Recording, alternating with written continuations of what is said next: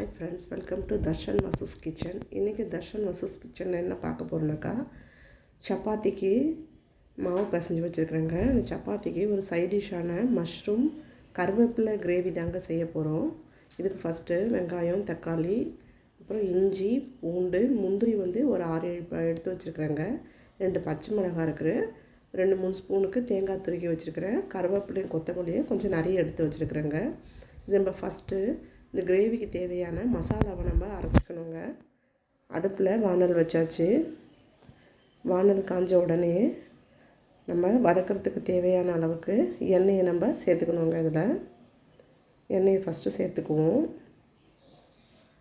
இதில் இஞ்சி, பூண்டு, முந்திரி, பச்சை மிளகாய் இதை போட்டு நம்ம நல்லா வதக்கிக்கணுங்க.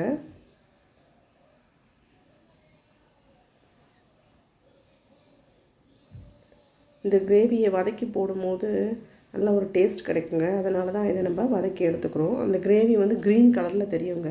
இந்த கருவேப்பிலையும் கொத்தமல்லியும் நம்ம அதிகம் சேர்க்கறதுனால க்ரீனிஷாக தெரியும். நல்லா வதக்கி எடுத்துக்கணுங்க. இப்போ கருவேப்பிலை, கொத்தமல்லி கொஞ்சம் அதிகமாக சேர்த்துக்கணுங்க. அப்போ தான் அந்த மஷ்ரூம் நல்லா க்ரீனிஷாக தெரியும். அந்த கிரேவி லைட்டாக வதக்கி விட்டு வதங்கின உடனே நம்ம இதை தனியாக எடுத்து வச்சுக்கணும்.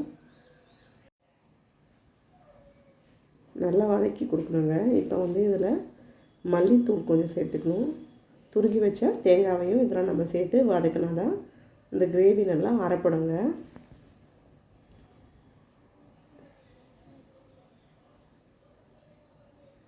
பச்சை மிளகாவும், முந்திரி, கருவேப்பிலை, கொத்தமல்லி இதெல்லாம் நல்லா வதங்கிடுச்சு. இப்போது 2-3 ஸ்பூனுக்கு மல்லித்தூள் சேர்த்துக்கிறேங்க. இது நான் வெறும் கொத்தமல்லியை நான் வறுத்து வீட்லேயே அரைச்சி வச்சுக்குவேங்க. அந்த தூளை தான் சேர்த்துருக்குறேன். 2 ஸ்பூன் அளவுக்கு போட்டுட்டு இப்போ ஒரு 3 ஸ்பூன் அளவுக்கு துருகி வச்ச தேங்காவை சேர்த்துக்கிறேங்க. இதையும் சேர்த்து நல்லா வதக்கி எடுத்துக்கணுங்க. கரம் மசாலா தூள் கொஞ்சம் சேர்த்துக்கணுங்க. அதில் இது சேர்த்து நல்லா வதக்கி விட்டதுக்கப்புறமா நம்ம ஒரு பிளேட்டில் மாற்றிக்கி அரைச்சிக்குவோங்க. நல்லா வதங்கிடுச்சு. இப்போ பிளேட்டில் நம்ம இதை எடுத்து ஆற வச்சு மிக்சியில் சேர்த்து இது ஒரு கிரேவியாக அந்த க்ரீமியாக நம்ம அரைச்சிக்குவோம். அடுத்து நம்ம சட்டி வச்சாச்சுங்க. இப்போ தாளிப்புக்கு எண்ணெயை ஊற்றியாச்சு. பட்டை, கிராம்பு, ஏலக்காய், மராட்டி முக்கெல்லாம் சேர்த்து பொரிய வைக்கணும் எண்ணெயில். இது நல்லா பொரிஞ்ச உடனே அடுப்பு கொஞ்சம் அதிகமாக வச்சுக்கணுங்க. ஃபஸ்ட்டு சிம்மில் இருந்துச்சு.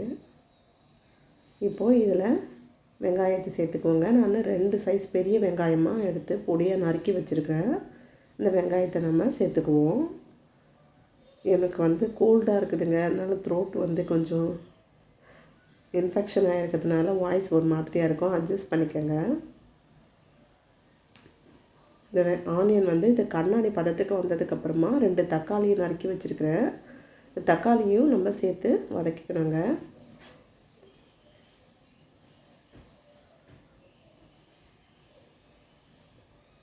நம்ம கைவிடாமல் கலரி விட்டுக்கணுங்க. நம்ம வதக்கி வச்சதை மிக்ஸி ஜாரில் சேர்த்து நம்ம அரைச்சிக்கணும். இப்போ இதுக்கு தேவையான உப்பு நான் சேர்த்துக்கிறேங்க. மஞ்சள் பொடி கொஞ்சம் சேர்த்துக்கிறேங்க. இப்போ இது நல்லா கொஞ்சம் மசிஞ்சு வந்திருக்குதுங்க. வெங்காயம், தக்காளி, உப்பு, மஞ்சத்தூள் நல்லா வதங்கி வந்துடுச்சு. இப்போ மிக்ஸி ஜார்லேருந்து நம்ம இந்த அரைச்சி வச்சுருக்கிற இந்த மசாலாவையும் நம்ம இதில் சேர்த்து வதக்கணுங்க. இது இஞ்சி, பூண்டு, பச்சை மிளகாய், முந்திரி, தேங்காய், கரம் மசாலா தூள், மல்லித்தூள் இதை சேர்த்து எண்ணெயில் வறுத்து எடுத்து அரைச்சிருக்கிறோம். இப்போ நம்ம இதில் நறுக்கி வச்சுருக்கிற மஷ்ரூம் நம்ம சேர்த்துக்கணுங்க. தண்ணி போடாமல் ஃபஸ்ட்டு இந்த க்ரீமாக இருக்கிற கிரேவியோட இந்த மஷ்ரூமை நல்லா கலந்து கொடுக்கணுங்க. மஷ்ரூம்லேருந்து கொஞ்சம் தண்ணி விடுங்க. மூடி போட்ட உடனே அந்த தண்ணியிலேயே அந்த மஷ்ரூம் நல்லா சுருண்டு வரணுங்க. நம்ம தண்ணி விடக்கூடாது. நல்லா நீர் விட்டு வருங்க அதுவே. இப்போ நம்ம தண்ணியே ஊற்றாமல் மஷ்ரூமில் இருந்த தண்ணியே இறங்கியிருக்கு பாருங்கள். இப்போ நம்ம ஒன்று போல் கலந்து விட்டுக்கணும். இந்த கிரேவி வந்து இட்லி, தோசை, சப்பாத்தி எல்லாத்துக்குமே வந்து நல்லா டேஸ்ட்டாக இருக்குங்க. மஷ்ரூம் வந்து இதுலேயே ஒரு பாதி வேக்காடு வந்து வெந்துருங்க. நம்ம மூடி போட்டு வேக வச்சதுனால இப்போ நமக்கு தேவைப்படும் போது ஒரு ஸ்பூன் அளவுக்கு நான் குழம்பு மிளகாத்தூள் சேர்த்துக்கிறேங்க. நான் வந்து பச்சை மிளகா 2 தான் போட்டேன். அதனால் வந்து ஒரு ஸ்பூன் நான் குழம்பு மிளகா பொடி சேர்த்துக்கிறேன். மிளகா பொடியே வேணாம் அப்படின்னு நினைக்கிறவங்க இன்னும் எக்ஸ்ட்ராவாக ஒரு 3 பச்சை மிளகா 5 சேர்த்துக்கிட்டிங்கன்னா அதுக்கான தேவை வந்து அந்த காரம் கரெக்டாக இருக்குங்க. நான் வந்து 2 பச்சை மிளகா தான் சேர்த்தேன். அதனால் ஒரு ஸ்பூன் வந்து குழம்பு மிளகாத்தூள் சேர்த்துருக்குறேன். இப்போ அதை கழுவி வச்ச தண்ணியும் இதில் சேர்த்துக்கணுங்க. நமக்கு திக் வந்து நம்ம தேவைக்காக தகுந்த மாதிரி தாங்க.